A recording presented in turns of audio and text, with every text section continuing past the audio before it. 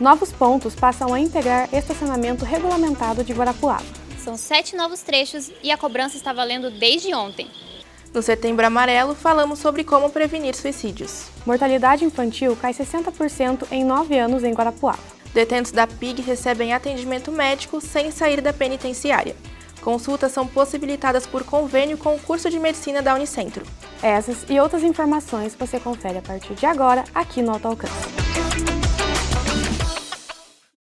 Giovana, o que você faz com os remédios vencidos? Na verdade, Cauane, eu não sei o que fazer. Por isso tenho em casa uma caixa cheia de comprimidos e xaropes. Então essa reportagem também é para você. O Alto Alcance explica como descartar corretamente os medicamentos. O uso de remédios faz parte do nosso dia a dia. Algumas pessoas precisam deles de forma contínua. Outras recorrem aos medicamentos só quando estão doentes. Até aí, tudo bem. O problema começa quando sobra xarope no vidro ou comprimidos na embalagem. O que fazer com eles? A Evana, que é farmacêutica, sabe como agir. Eu separo eles em uma sacola e levo às farmácias e estabelecimentos que têm a coleta. Aqui em Guarapuava, as farmácias são obrigadas a receber os remédios vencidos. O decreto 10.388 está em vigor desde 2020, mas depois de 2 anos ainda são poucas drogarias que têm sistemas apropriados para o descarte de medicamentos. Tem o lixo especial, a sacola especial e quinzenalmente essa empresa Atitude ela passa aqui na farmácia para fazer retirada de todo esse material. As empresas especializadas são responsáveis por dar a destinação certa aos remédios vencidos.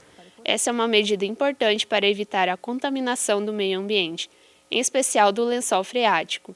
Cada quilo de medicamento descartado de modo errado pode contaminar até 450 litros de água. É incorreto, por exemplo, jogar o remédio pelo ralo da pia, no vaso sanitário ou no lixo comum.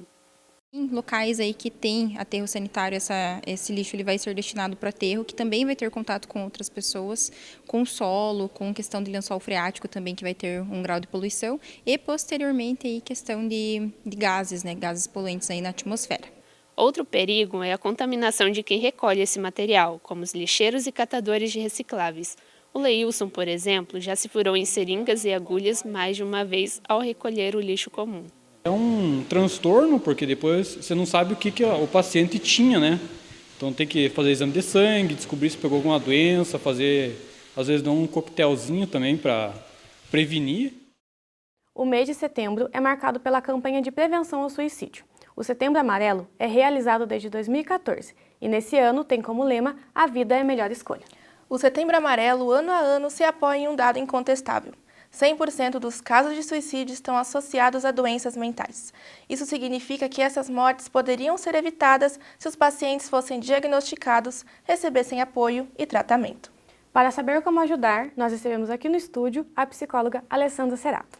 Alessandra, como prevenir os casos de suicídio? A melhor forma de prevenção é a informação.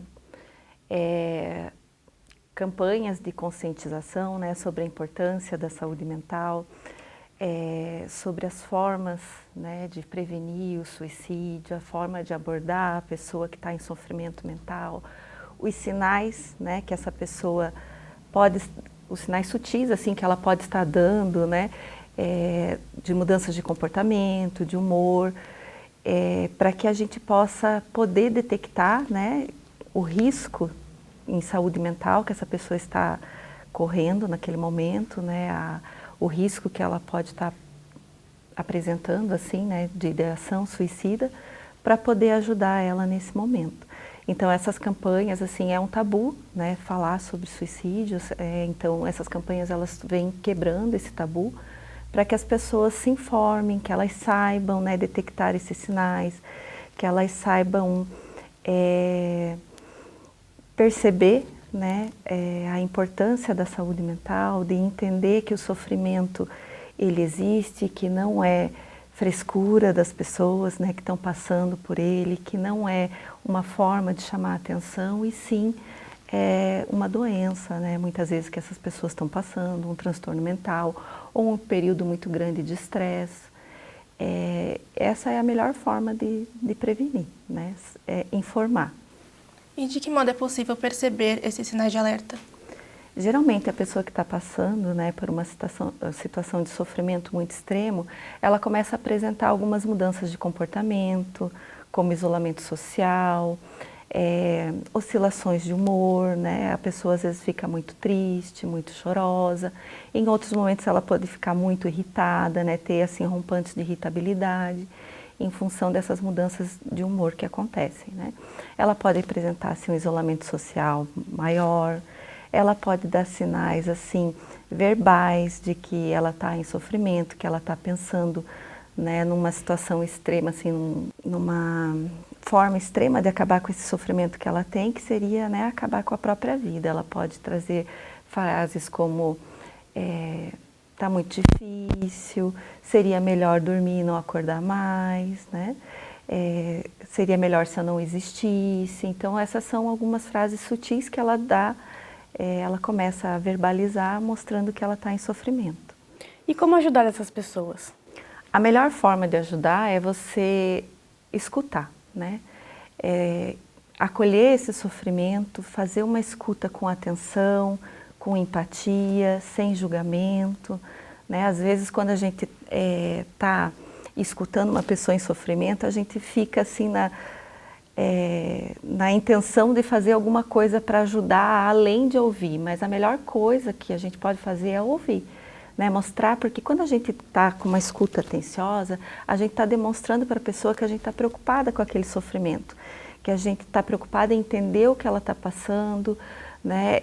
Acolher o que ela está sentindo e, de alguma forma, depois desse acolhimento, oferecer ajuda, né?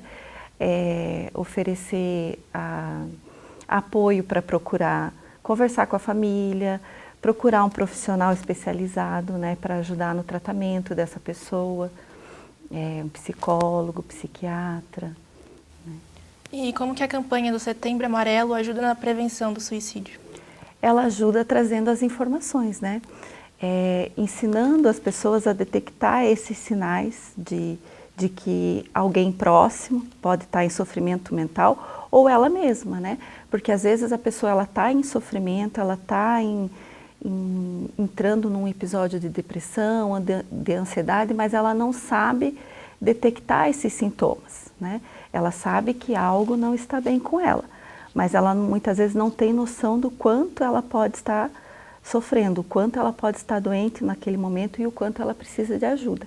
A campanha traz, né, essas informações, traz assim, informações a respeito dos sintomas, dos sinais, né, que das pessoas próximas da gente pode estar passando por esse sofrimento, e aí ajuda, além também de trazer as informações a respeito dos locais onde procurar ajuda, de como abordar essas pessoas, o que não deve ser falado nessas horas, e isso ajuda a fazer esse acolhimento, né, a fazer a detecção desses sinais, né, internos ou nas pessoas próximas e fazer esse acolhimento e também como procurar ajuda, quais os locais, de que forma fazer isso. E onde essas pessoas que pensam em suicídio podem procurar apoio? Elas podem procurar apoio nos locais assim de saúde, de atendimento à saúde, né? Na rede de atenção à saúde, que são as UBSs, né? As Unidades Básicas de Saúde, no CAPS, né? Que são serviços de atenção especializada em atendimento psicossocial. Aqui na Unicentro pode procurar a gente no CORAI, né? E também tem o SAMU, as unidades de emergência, né, as UPAs, e também existe, né, o CVV, que é o Centro de Valorização à Vida, que a pessoa pode ligar através do 188, né, e lá do outro lado da linha vão ter pessoas voluntárias que estão assim aptas a ouvir e acolher esse sofrimento. Obrigada. Obrigada, Alessandra. A educação transforma vidas. A frase que para muitos é um chavão é comprovada por inúmeras pesquisas. Por isso, a democratização do acesso a todos os níveis de ensino é fundamental. No caso da educação superior, esse processo é potencializado pela adoção do sistema de cotas. No ano em que a lei que reserva parte das vagas nas universidades para negros completa 10 anos, a Unicentro aprovou a destinação de vagas para candidatos que se autodeclaram negros, pretos e pardos, oriundos de instituições públicas de ensino. A Heloísa é estudante do curso de Medicina da Unicentro. Ela entrou na universidade por cotas sociais, um sistema que reserva vagas para os alunos que fizeram todo o ensino médio em escolas públicas. A irmã dela também pôde se formar em odontologia e depois entrar numa instituição de ensino pelo mesmo sistema. Quando a minha irmã se formou, que a gente viu que era possível ter alguém com ensino superior, né, um curso que é considerado elitista. E quando eu entrei também, eu fiquei muito feliz, porque a medicina é historicamente um curso elitista, né? Então, eu estar ali, assim, foi um sonho realizado, assim, uma conquista da família inteira. As cotas são ações afirmativas. Elas visam assegurar o acesso ao ensino superior público para membros de grupos menos favorecidos. No caso das cotas raciais, elas são também uma forma de reparação histórica à população negra. Além da reparação, ela vem abrir caminho para que essa população toda, né, de jovens negros e negras, que possam frequentar a universidade e ter uma perspectiva de futuro. Na Unicentro, a reserva de vagas para os estudantes negros, pretos e pardos acaba de ser aprovada. Foram 10 anos de intervalo entre a implementação da lei de cotas e a adoção desse tipo de reserva pela universidade. A partir dos próximos processos seletivos, 5% das vagas serão destinadas exclusivamente a esses estudantes. Sobre as cotas raciais nas universidades, né, é algo que já deveria ter sido implantado há muito tempo. A aprovação é resultado da mobilização da comunidade universitária.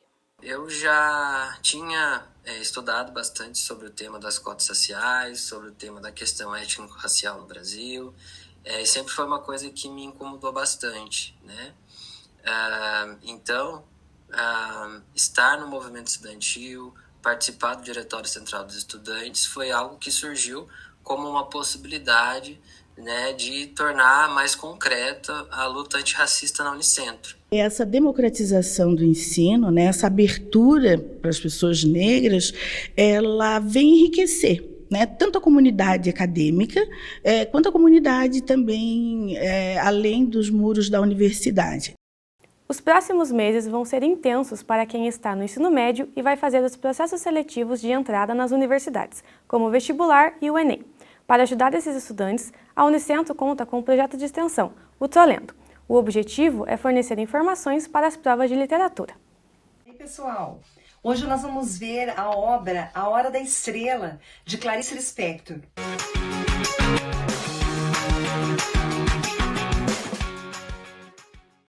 O Trolendo é um canal no YouTube e as videoaulas abordam as obras exigidas nos processos seletivos da Unicentro, tanto vestibular como PAC, mas também no Enem e em outros vestibulares do Paraná. O Trolendo ele tem uma preocupação em preparar, ou pelo menos para o reconhecimento das obras, né? Porque a gente sabe que muitas escolas elas não trabalham a especificidade da obra. Então, o canal vem com dicas, com informações, com dados sobre o autor e que deixa esse vestibulando mais preparado para fazer essa prova.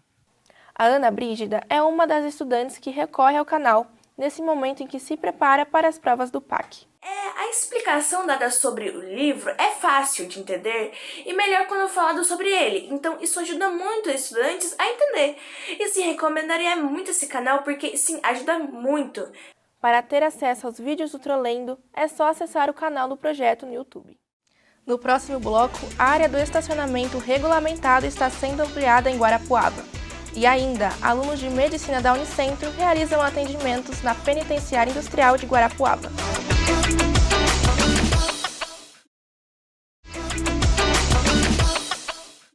A área de abrangência do STAR, que é o estacionamento regulamentado de Guarapuava, foi ampliada.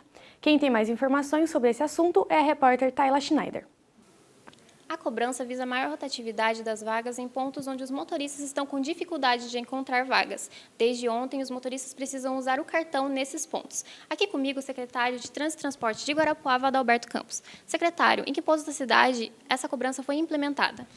Então, a partir do dia 1º, a gente está já trabalhando aí com a rotatividade de veículos em alguns pontos de Guarapuava.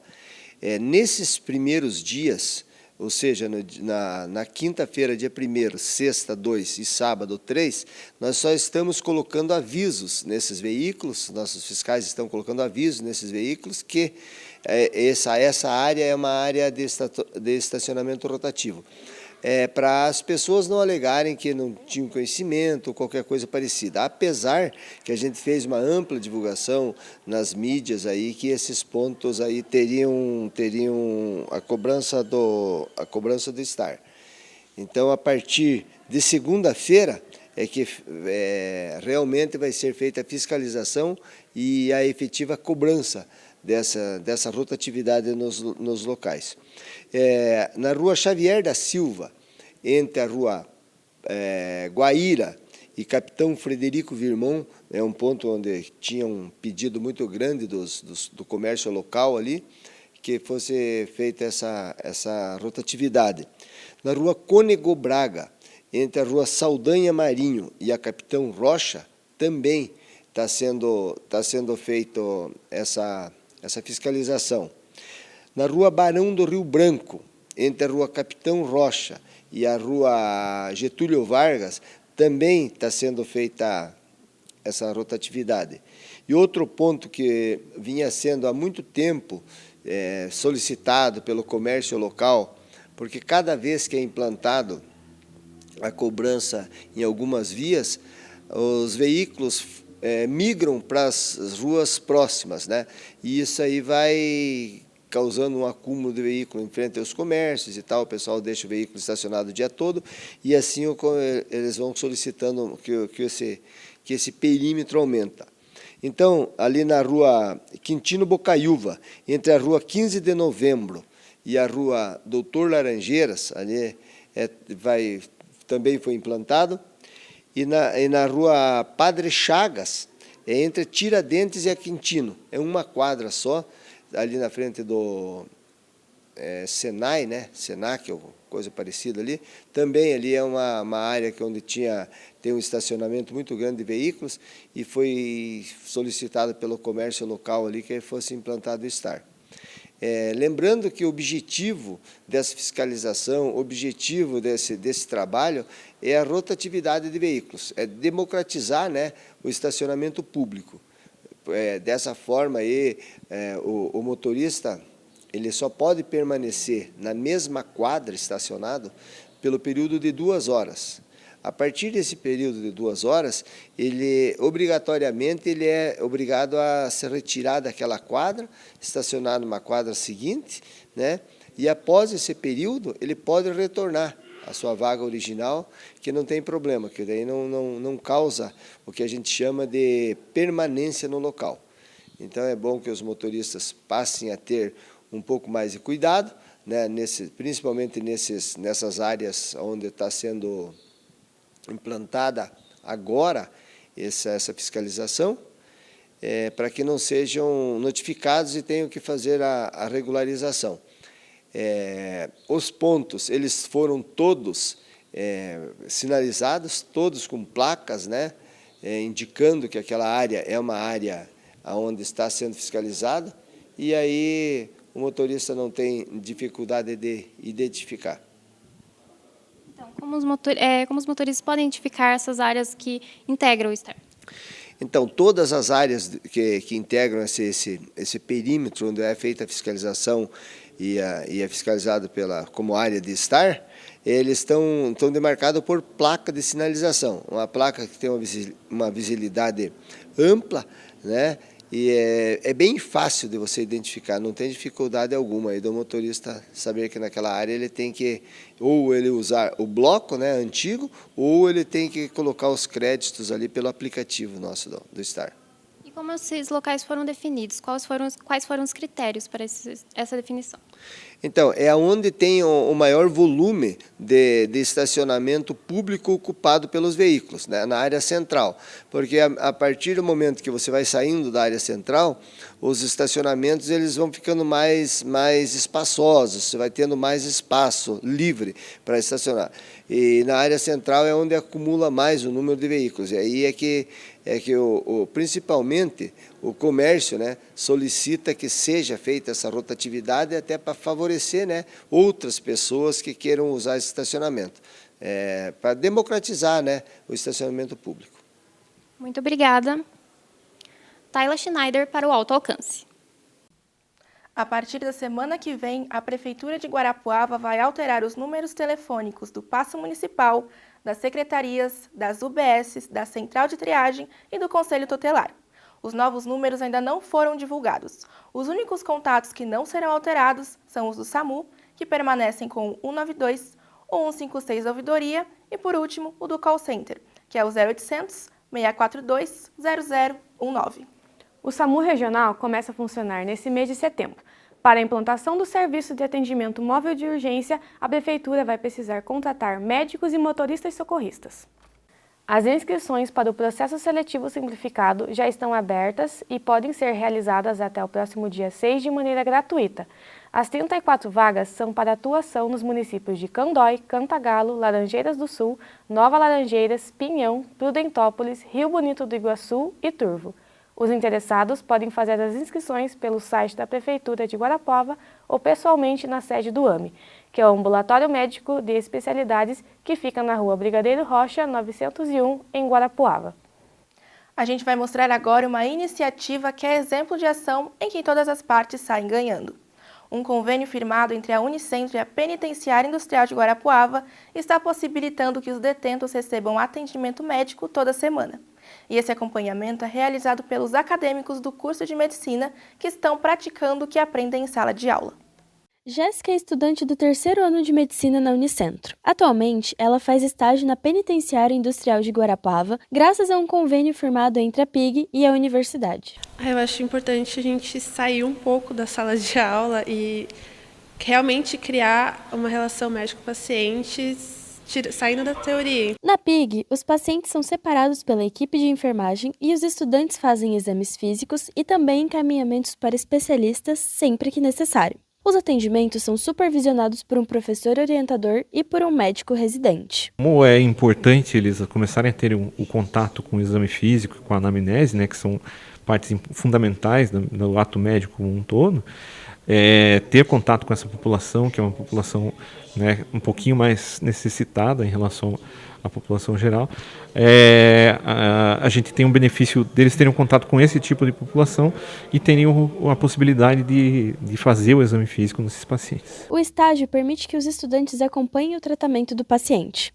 Além disso, podem visualizar a própria evolução atendimento a atendimento. Na vida real, a gente tem que lidar com as particularidades de cada pessoa. Então, tem pacientes que se expõem muito mais e começam a contar a vida. Tem paciente que já respostas bem objetivas. Então, é importante a gente ver na penitenciária o trabalho que ele faz por trás. O convênio entre a Unicentro e a PIG é recente, mas os benefícios já são vistos por ambas as instituições. Para a Unicentro, é importante que os alunos tenham contato com diferentes realidades e pacientes. Para a PIG, o maior benefício está na questão logística, já que não é mais necessário deslocar os detentos daqui para que eles recebam o atendimento médico necessário. Hoje, com o convênio na unidade, só acaba saindo para atendimento médico fora da unidade os presos que realmente precisam de exames ou com uma urgência, emergência que a gente não possa, né, resolver aqui na PIG nos dias em que os estudantes e o médico que acompanha o convênio estejam na unidade. Guarapuava, em 9 anos, conseguiu reduzir em 60% a taxa de mortalidade infantil. O índice passou de 19,75 para 7,35 para cada grupo de 1.000 bebês nascidos vivos. Esse é o menor valor já registrado no município e é resultado de políticas públicas implantadas nesse período. Uma delas é o programa Mamãe Guará. Edine está na 38ª semana de gestação. Logo no início, um sangramento acendeu o alerta de que a gravidez era de risco. O médico já me atendeu de pronto, por ser gravidez de risco, né, de ser diabética e tal, mas estou sendo bem atendida. A gestante, ao longo de toda a espera, está sendo acompanhada pelo programa Mamãe Guará. Sim, é bem importante.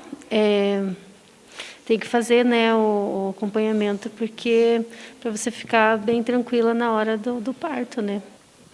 O O programa Mamãe Guará foi criado em 2013 com o objetivo de diminuir a taxa de mortalidade infantil no município, que estava acima dos parâmetros considerados como ideais pelo Ministério da Saúde. Esse índice diz respeito ao número de crianças que morrem antes de completar 1 ano de vida. Em 2012, o índice de mortalidade infantil em Guarapuava foi de 19,75 para cada grupo de 1.000 bebês nascidos vivos, um número muito acima da meta de no máximo 10 para cada grupo de 1.000. O Mamãe Guará, então, é criado para reverter esse quadro. Desde 2013, as mães do município são acompanhadas a partir da confirmação da gravidez até o pós-parto. O programa se efetiva como uma rede de cuidados tanto para a gestante quanto para o bebê. Aqui a gente monitora tudo. A falta delas na consulta, o número de gestante, o risco gestacional, o número por unidades, resultado de exames, né? Então, assim, a importância do acompanhamento é isso, que a gente, se caso surge alguma coisa que o exame que esteja alterado, a gente já logo entra em contato para tomar providência em relação ao tratamento do que deu alterado o quanto antes. Essas crianças são monitoradas, né, desde a gestação, já a gestante já é monitorada, e a equipe do Mamãe Guará realiza uma visita diária nos hospitais, classificando o risco dessas crianças, orientando as mães já no puerpério imediato e também já agendando o primeiro atendimento na unidade básica de saúde.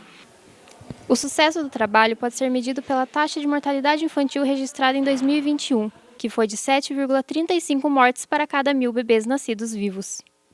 E é muito importante, né, porque através do pré-natal que vai ser diagnosticado várias doenças ou algumas intercorrências que podem ser tratadas e podem ser diminuir o efeito no final, né, reduzindo o índice de mortalidade infantil. A 4ª edição do telejornal Laboratório Alto Alcance termina por aqui. Essa é uma produção dos estudantes do 3º ano do curso de jornalismo da Unicentro. Obrigada pela sua companhia. Até a próxima edição.